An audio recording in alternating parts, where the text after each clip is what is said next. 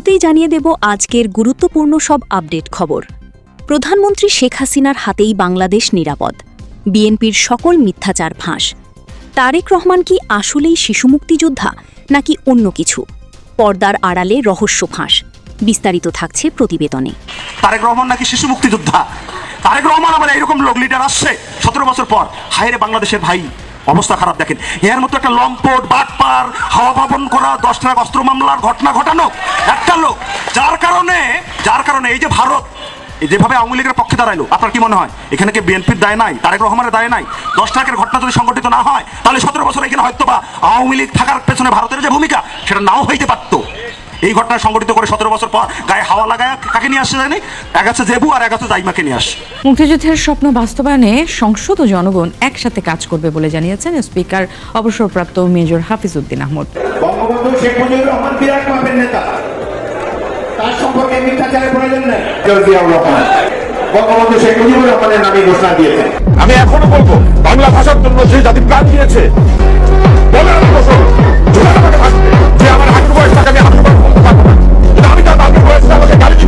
যে বঙ্গবন্ধুর সারা দেশ হয় না, জাতির পিতা অনেকে বলতে চায় না।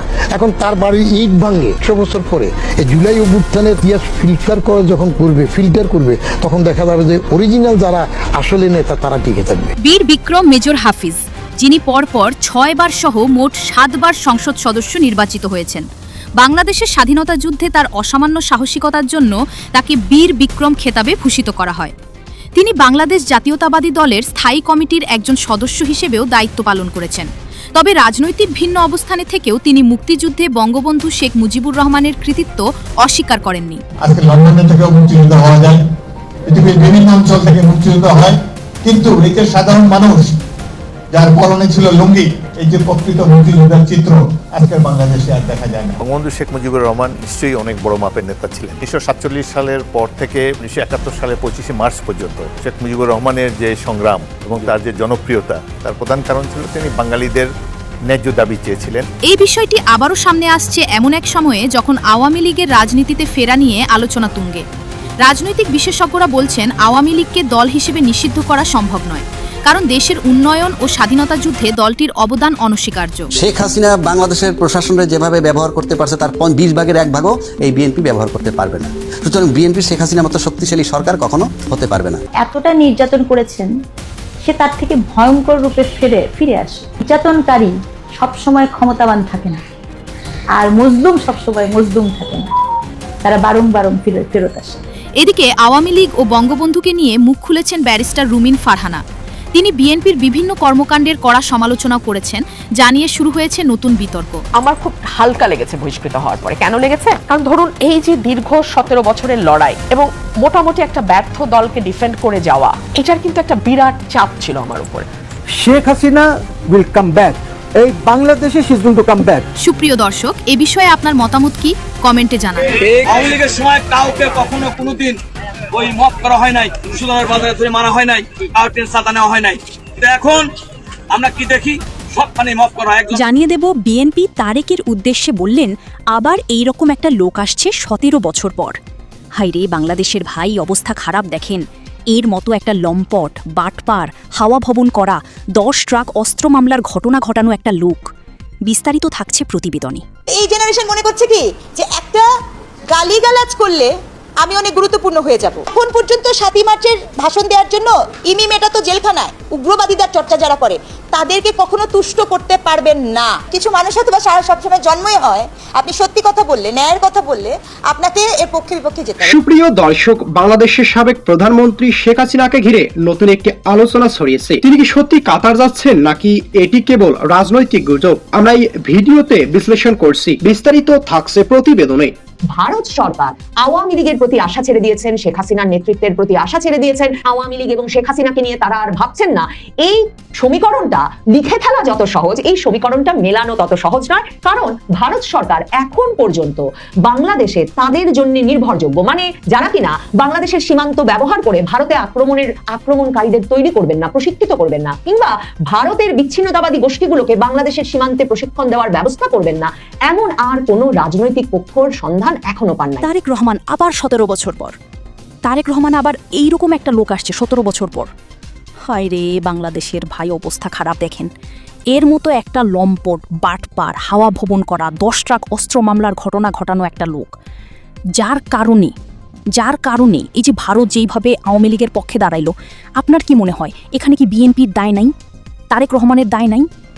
10 ট্রাকের ঘটনা যদি সংগঠিত না হয়, তাহলে 17 বছর এখানে হয়তোবা আওয়ামী লীগ থাকার পেছনে ভারতের যে ভূমিকা সেটা নাও হইতে পারত। এই ঘটনা সংগঠিত করে 17 বছর পর গায়ে হাওয়া লাগায় কাকে নিয়ে আসছে জানেন? এক হচ্ছে জেবু আর এক হচ্ছে জাইমাকে নিয়ে আসছে। জেবুর গুরুত্ব কি? জেবু হচ্ছে তারেক রহমানের পেট। জাইমার গুরুত্ব কি? সে হচ্ছে তার যেই ক্রোমোজোম, মানে সে হচ্ছে রাজনৈতিকের ঔরসপ্রাপ্ত, মানে ভবিষ্যতের কুইন। আপনার এখানেই কিন্তু আপনি সবচেয়ে বড় বৈষম্যের শিকার। যেই কারণেই আপনার রাজনীতিটা হচ্ছে আপনার শ্রেণীর রাজনীতি হওয়া দরকার। আপনি ভাবতে পারছেন না, একটা ছাত্র দলের পোলাপাইন কি বলতে পারবেন না? ছাত্র লীগও ভাবতে পারে নাই, ছাত্র শক্তিও ভাবতে পারবে না ওইভাবে। ভাবতে পারলে আলাদা করে থাকতো আর কি, শফিকুর রহমানের সাথে চুম্মাচারি করার দরকার ছিল না। ভাবতে পারবে না সে প্রধানমন্ত্রী হবে। এই দলের মধ্যে কোনোদিন তারেক রহমান বাদে ফখরুলের মতো একটা লোক, ফখরুল ইসলাম আলমগীর, ঠাকুরগাঁওয়ের মানুষ, কোথায় এখানে নাফিস, ওদের এলাকার আর কি, ও কখনো ভাবতে পারবে না, এইরকম একটা লোক কখনো ভাবতে পারবে না সে বিএনপির হয়ে হচ্ছে প্রধানমন্ত্রী হবে। এই প্রধানমন্ত্রী হওয়ার জন্য তারেক রহমানের আশা অপেক্ষা করা লাগে। এই আশার অপেক্ষা করতে করতে 1.5 বছর ধরে আপনাকে এখানে মবতন্ত্র এবং জামাত শিবিরের অত্যাচার দেখা লাগে।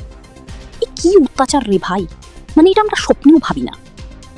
সেইটারই বেনিফিট নিচ্ছে কিন্তু হচ্ছে বিএনপি যে গভর্নমেন্টে আসছে, কেন আসছে? এটা হচ্ছে বেনিফিট অফ ডাউট, কারণ মানুষের কাছে আর অপশন নাই। কাজেই ভারত সরকার আওয়ামী লীগের প্রতি আশা ছেড়ে দিয়েছেন, শেখ হাসিনার নেতৃত্বের প্রতি আশা ছেড়ে দিয়েছেন। আওয়ামী লীগ এবং শেখ হাসিনাকে নিয়ে তারা আর ভাবছেন না। এই সমীকরণটা লিখে ফেলা যত সহজ, এই সমীকরণটা মেলানো তত সহজ নয়। কারণ ভারত সরকার এখন পর্যন্ত বাংলাদেশে তাদের জন্য নির্ভরযোগ্য, মানে যারা কিনা বাংলাদেশের সীমান্ত ব্যবহার করে ভারতে আক্রমণকারীদের তৈরি করবেন না, প্রশিক্ষিত করবেন না, কিংবা ভারতের বিচ্ছিন্নতাবাদী গোষ্ঠীগুলোকে বাংলাদেশের সীমান্তে প্রশিক্ষণ দেওয়ার ব্যবস্থা করবেন না, এমন আর কোনো রাজনৈতিক পক্ষর সন্ধান এখনো পান নাই। বাংলাদেশে আওয়ামী লীগের কার্যক্রম নিষিদ্ধ করে সংসদে আইন পাশ করবার পরে বাংলাদেশের কিছু সংবাদ মাধ্যমে ভারত সরকার নাকি কাতারে পাঠিয়ে দিতে চায় শেখ হাসিনাকে, এবং শেখ হাসিনাকে সরিয়ে একটা রিফাইন্ড আওয়ামী লীগ গড়ে তুলতে ভারত সরকার উদ্গ্রীব হয়ে উঠেছে, এমন খবরাখবর প্রকাশিত হতে থাকে। বিশেষভাবে বাংলাদেশের একটি শীর্ষস্থানীয় দৈনিক মানব জমিন, তারা এক দফা খবর ছাপে যে কাতার বা অন্য কোনো দেশে যেতেই রাজি নন শেখ হাসিনা।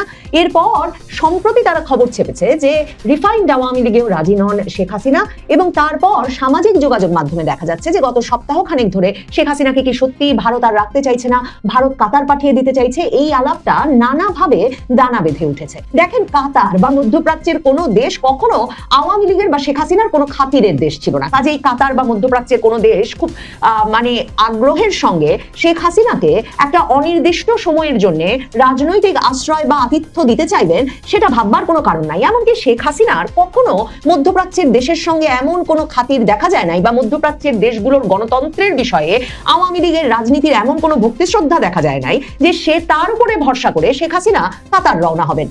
শেখ হাসিনা ভারতে কতদিন থাকবেন এ প্রসঙ্গে যখন 2025-এর অক্টোবরে ভারতের পররাষ্ট্র সচিব বিক্রম মিশ্রিকে বাংলাদেশের কূটনৈতিক সংবাদদাতারা প্রশ্ন করেছিলেন, তিনি স্পষ্টতই বলেছিলেন শেখ হাসিনা ততদিনই থাকবেন ভারতে যতদিন তিনি চাইবেন। এই একই কথা স্পষ্টভাবে শিক্ষার্থীদের প্রশ্নের জবাবে আইআইটিতে গিয়ে ভারতের পররাষ্ট্রমন্ত্রী জয়শঙ্কর গত ডিসেম্বরে বলে আবারও শিরোনাম হয়েছিলেন যে শেখ হাসিনা ঠিক ততদিন ভারতে থাকবেন যতদিন তিনি চাইবেন, এটা তার ব্যক্তিগত সিদ্ধান্তের ব্যাপার। কাজেই ভারত সরকার হঠাৎ করে শেখ হাসিনাকে কাতার পাঠিয়ে দিতে চাইবে, এই পুরো গল্পটা ভীষণভাবে যে গাঁজাখড়ি সেটা বুঝতে খুব বড় রাজনৈতিক বিশ্লেষক বা আন্তর্জাতিক কূটনীতি সম্পর্কে খুব বেশি ধারণা থাকবার প্রয়োজন হয় না। ভারত সরকার সেই 1959 সাল থেকে চীনের এই যে দোর্দণ্ড প্রতাপশালী সরকার এবং চীনের সরকারের সঙ্গে তাদের সম্পর্কের যে ওঠানামা, এক রকমের বিরূপ সম্পর্ক, এর মধ্যেই কিন্তু দালাই লামাকে আশ্রয় দিয়ে গেছে। শুধু তাই নয়, দালাই লামা ভারতেরই হিমাচল প্রদেশে ধর্মশালায় রীতিমতো নির্বাসিত সরকার পরিচালনা করছেন। দেখেন, শেখ হাসিনাকে ভারত সরকারের এই যে আতিথ্য দান, এবং ভারত সরকার এটাকে যে ব্যাখ্যা করেন যে শেখ হাসিনা যেহেতু তাদের দীর্ঘ সময়ের বন্ধু, আওয়ামী লীগ যেহেতু বাংলাদেশের রাজনীতিতে তাদের নির্ভরযোগ্য বন্ধু, কাজেই এই সময়ে তারা মনে করেছেন যে তাদের এই সমর্থনটুকু শেখ হাসিনাকে দেওয়া উচিত। কিন্তু শুধুই কি তাই, বাংলাদেশের রাজনীতিতে শেখ হাসিনা বা আওয়ামী লীগ ছাড়া ভারতের বন্ধু কই? মোদী সরকার বা প্রধানমন্ত্রী মোদী নিজে ভীষণ আগ্রহ নিয়ে হাত বাড়িয়ে খালেদা জিয়ার মৃত্যুর পর যদিও বা দীর্ঘ বন্ধুত্বপূর্ণ সম্পর্কের বিষয় চিঠিতে লিখে কিংবা পার্লামেন্টে শোক প্রস্তাব এনে বললেন বটে খালেদা জিয়ার সঙ্গে ভারতের, কিন্তু ভারত সরকার, ভারতের সুশীল সমাজ, ভারতের সংবাদ মাধ্যম খুব ভালো করে জানে কখনো খালেদা জিয়ার সরকারের সঙ্গে ভারত সরকারের সম্পর্কটা জমে উঠতে পারেনি, বরং সবসময় বিএনপি সরকারের শাসনামলে ভারতের উত্তর পূর্বাঞ্চল মানে সেই 7 সিস্টার্স অশান্ত থেকেছে। এবং বারবার তারেক রহমানের মা খালেদা জিয়া বাংলাদেশের রাজনীতিতে ভারত বাংলাদেশকে একটা অঙ্গরাজ্যে পরিণত করবে এসব ভয় দেখিয়ে ভোট পেয়ে এসেছেন। কাজেই ওই যে যারা মাহফুজ আনামের মতো সব বাস্কেটে ডিম রাখার কথা বলেন বাংলাদেশে কিংবা ভারতে, শশী থারুরের মতো যারা এই তত্ত্ব দেন, সে তত্ত্বে ঠিক শতভাগ ভরসা যে করা যায় না, সেটা ভারতের জাতীয় নিরাপত্তা উপদেষ্টা অজিত দোভাল, ভারতের পররাষ্ট্রমন্ত্রী জয়শঙ্কর, যারা কিনা দীর্ঘ সময় ধরে এই পররাষ্ট্রনীতি কূটনীতি পরিচালনা করে এসেছিলেন, তারা খুব ভালো করে জানেন। কাজেই এই অবস্থায় শেখ হাসিনা মানে বাংলাদেশে যেই দেশটির সাথে তাদের 4000 কিলোমিটারের বেশি সীমান্ত আছে, সেই দেশে তাদের সবচেয়ে নির্ভরযোগ্য রাজনৈতিক শক্তি যেটি, তার নেতাকে দিল্লিতে না রেখে কাতারে পাঠিয়ে দেওয়ার তো ভারতেরও কোনো যুক্তিসঙ্গত কারণ থাকতে পারে না। ভারত দেখেছে এমনকি সাম্প্রতিক সময়ে যে আওয়ামী লীগ যদিও বা শেষ পর্যন্ত নির্বাচনে অংশ নিতে পারেনি, কিন্তু নির্বাচনে বিএনপিকে জিতিয়ে আনতে, জামায়াত বিরোধী একমাত্র পক্ষটিকে জিতিয়ে আনতে, ভারতকে একটা স্বস্তিকর পরিস্থিতি দিতে কতটা ভূমিকা রাখতে পেরেছে বাংলাদেশের নির্বাচনী রাজনীতিতে। সারা বাংলাদেশ জুড়ে আওয়ামী লীগের নেতা কর্মী সমর্থকেরা এই নির্বাচনে শেষ পর্যন্ত বিএনপির পক্ষে দাঁড়িয়েছে। একদিকে তাদের প্রত্যাশা ছিল বিএনপি তাদেরকে রাজনীতিতে আবারও সক্রিয় হতে সহায়তা করবে, অন্যদিকে জামায়াতকে আটকাতে আওয়ামী লীগ ভীষণভাবে একটা কার্যকরী ভূমিকা রেখেছে। কাজেই ভারত সরকার খুব ভালো করে জানে যে তারেক রহমান সরকার ক্ষমতায় আসার পর গত 2 মাসে আওয়ামী লীগের রাজনৈতিক কার্যক্রম নিষিদ্ধ করে আইন পাস সহ যেসব অস্বস্তি সৃষ্টিকারী কাজ করছেন বা যেসব প্রতিশ্রুতি দিয়ে এসেছিলেন প্রতিবেশী দেশ ভারতকে, সীমান্তে সন্ত্রাসবাদী কর্মকাণ্ড নিয়ন্ত্রণ করা সহ যেসব কাজ তাদের করবার কথা ছিল, সেসব বিষয়ে যে নিষ্ক্রিয় আছে, সেই পরিস্থিতিটা চলতে থাকলে রাজনৈতিক কর্মকাণ্ডেও বিএনপিকে মোকাবেলা করবার জন্য আওয়ামী লীগ ছাড়া বাংলাদেশে আর কোনো শক্তি নাই। কাজে আওয়ামী লীগের একমাত্র অবিসংবাদিত নেত্রী শেখ হাসিনাকে ভারত শুধু শুধু জোর করে কাতার পাঠিয়ে দিতে চাইবে সেটা ভাবা মুশকিল। কাতারের পরিকল্পনাটা আসলে হয়েছিল অন্তর্বর্তী সরকারের আমলে, কারণ কাতার অন্তর্বর্তীকালীন সরকারের এই খলিলুর রহমানের অত্যন্ত ঘনিষ্ঠ, এবং সে কারণেই যখন 2025-এর শুরুর দিকে খালেদা জিয়াকে মাইনাস প্রচেষ্টার অংশ হিসেবে কাতারের এয়ার অ্যাম্বুলেন্স এনে তাকে চিকিৎসার জন্য লন্ডন পাঠানো হলো, সে সময় কিন্তু কাতারের এয়ার অ্যাম্বুলেন্সের ব্যবস্থা করে দিয়েছিল অন্তর্বর্তীকালীন সরকার। এরপর খালেদা জিয়া একেবারে রাজনীতিতে নিষ্ক্রিয় এবং নিশ্চুপ থাকার শর্তে লন্ডন থেকে আবারও ঢাকায় ফেরেন বটে, কিন্তু মনে করে দেখেন ডিসেম্বরের শুরুতে খালেদা জিয়া যখন এরই মধ্যে লাইফ সাপোর্টে, যে কথা এখনকার মুক্তিযোদ্ধা মন্ত্রী আহমেদ আজম খান সংবাদ মাধ্যমের সামনে এবার কেয়ার হাসপাতালের সামনে দাঁড়িয়ে বলে দিয়েছিলেন, সেই লাইফ সাপোর্টে থাকা খালেদা জিয়াকে কাতার সরিয়ে দিয়ে তারই নেতৃত্বে বিএনপিকে নির্বাচন করানোর যে প্রচেষ্টাটা অন্তর্বর্তীকালীন সরকার নিয়েছিল। তারেক রহমান নাকি শিশু মুক্তিযোদ্ধা, তারেক রহমান আমার এইরকম লোক লিডার আসছে 17 বছর পর, হায়রে বাংলাদেশের ভাই অবস্থা খারাপ। দেখেন, এর মতো একটা লম্পট বাটপার হাওয়া ভাবন করা 10 ট্রাক অস্ত্র মামলার ঘটনা ঘটানো একটা লোক, যার কারণে এই যে ভারত যেভাবে আওয়ামী লীগের পক্ষে দাঁড়াইলো, আপনার কি মনে হয় এখানে কি বিএনপির দায় নাই, তারেক রহমানের দায় নাই? 10 ট্রাকের ঘটনা যদি সংগঠিত না হয় তাহলে 17 বছর এখানে হয়তো বা আওয়ামী লীগ থাকার পেছনে ভারতের যে ভূমিকা সেটা নাও হইতে পারত। এই ঘটনা সংগঠিত করে 17 বছর পর গায়ে হাওয়া লাগায় কাকে নিয়ে আসছে জানি? এক আছে জেবু আর এক আছে জাইমাকে নিয়ে আসে। জেবুর গুরুত্ব কি? জেবু হচ্ছে তারেক রহমানের পেট। জাইমার গুরুত্ব কি? সে হচ্ছে তার যে ক্রোমোজোম, মানে সে হচ্ছে রাজনৈতিকের ঔরসপ্রাপ্ত, মানে ভবিষ্যতের কুইন। আপনার এখানেই কিন্তু আপনি সবচেয়ে বড় বৈষম্যের শিকার। যেই কারণেই আপনার রাজনীতিটা হচ্ছে আপনার শ্রেণীর রাজনীতি হওয়া দরকার। আপনি ভাবতে পারছেন না, একটা ছাত্র দলের প্রোফাইলকে বলতে পারবেন না, ছাত্রলীগও ভাবতে পারে নাই, ছাত্র শক্তিও ভাবতে পারবে না ওইভাবে। ভাবতে পারলে আলাদা করে থাকতো আর কি, শফিকুর রহমানের সাথে চুম্মাচারি করার দরকার ছিল না। ভাবতে পারবে না সে প্রধানমন্ত্রী হবে। এই দলের মধ্যে কোনোদিন তারেক রহমান বাদে ফখরুলের মতো একটা লোক, ফখরুল ইসলাম আলমগীর, ঠাকুরগাঁর মানুষ, কোথায় এখানে নাফিস, ওদের এলাকার আর কি, ওই কখনো ভাবতে পারবে না এইরকম একটা লোক, কখনো ভাবতে পারবে না সে বিএনপির হয়ে আছে প্রধানমন্ত্রী হবে। এই প্রধানমন্ত্রী হওয়ার জন্য তারেক রহমানের আশা অপেক্ষা করার লাগে।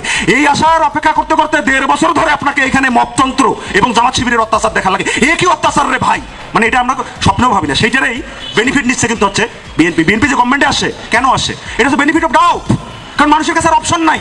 এইরকম একটা পরিস্থিতি বাংলাদেশ, যদি এই রাজনীতিটাকে এখান থেকে মুক্ত করতে হয় এবং যে রাজনীতি বাংলাদেশে চলছে, তাহলে আপনাকে আপনার রাজনীতিটা করতে হবে। আপনার রাজনীতিটা কি? রাজনীতি দুই প্রকার, একটা বড় লোকের রাজনীতি আর একটা গরিবের রাজনীতি। আপনি কৃষকের সন্তান, আপনি শ্রমিকের সন্তান, আপনি মধ্যবিত্তের সন্তান, আপনার রাজনীতি হচ্ছে সমাজে মেহনতি মানুষের সাথে একাত্ম হওয়ার রাজনীতি। আপনার রাজনীতি হচ্ছে এখানে সমস্ত ধরনের বুর্জতন্ত্র তার বিরোধিতা করার রাজনীতি। মাঝে মধ্যে আপনাদেরকে আমি দেখি, যখন আর অনেককেই দেখি, মানে আপনাদের এই তরুণ সমাজের এটা একটা বড় ধরনের সংকট হয়ে গেছে, যেটা আমরা বুঝি না। আপনি তো যখন বামপন্থী রাজনীতি করবেন, তখন আপনার প্রধান দ্বন্দ্ব হচ্ছে এখানকার শাসক গোষ্ঠীর সাথে দ্বন্দ্ব, কিন্তু শাসক গোষ্ঠী বারবার আপনাকে প্রধান দ্বন্দ্ব থেকে সরিয়ে অপ্রধান দ্বন্দ্বে নিয়ে যাওয়ার চেষ্টা করে। আপনি ধরেন সাদিক কায়েম কি বললো, আপনি নেমে পড়লেন, মনে করেন আপনি মনে করেন নেমে পড়লেন যে এরা রাজাকার, আলবটর, হ্যান ত্যান, 717।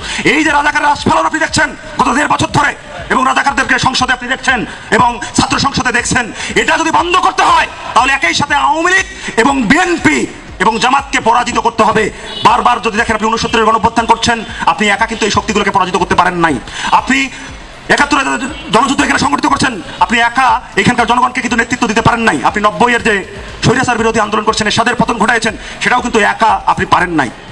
আপনি এখানে সমস্ত ক্ষমতাসীন সেই সময়ের যে বুর্জোয়া এবং ক্ষমতা বহির্ভূত যে বুর্জোয়া, তাকে যদি রাজনৈতিকভাবে আপনি পরাজিত না করতে পারেন, তাহলে ওই যে 71-এর সমস্যা, এই যে রাজাকারী সমস্যা আপনি সমাধান করতে পারবেন না।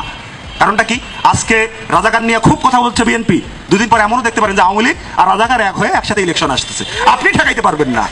আপনি ঠেকাইতে গেলে এই যে পরগাছা, এই যে রাজনৈতিকভাবে পরাজিত যে শক্তিটা আজকে আবার আবির্ভূত হচ্ছে, তাকে যারা অতীত ইতিহাসে আছে, তাদের রাজনৈতিক আশ্রয় এবং প্রশ্রয় দিয়েছে, তাদেরকে পরাজিত করতে হবে। এখন এসে পার্লামেন্টে আপনি দেখবেন বিতর্ক হচ্ছে জুলাই সনদ অমুক তমুক বাস্তবায়ন নিয়ে। একটা মজার কথা বলি, এরা কেউই হচ্ছে, যদি সত্যিই মনে করেন এই সনদ জনগণের পক্ষে এক ফোঁটাও হয়, এটা বাস্তবায়নের পক্ষে আপনার জামাতিরাও নাই, বিএনপিও নাই। মানে জামাতি হচ্ছে যদি 100% হচ্ছে মুসলমান হয় আর কি, মানে এই মুসলমান হচ্ছে কিন্তু বাঙালি মুসলমান না, এই মুসলমান হচ্ছে ওই যে সৌদি আরবের মুসলমান, এই যে ওহাবিজম, এই যে সালাফিজম, তাহলে বিএনপি হচ্ছে তার হচ্ছে 80%।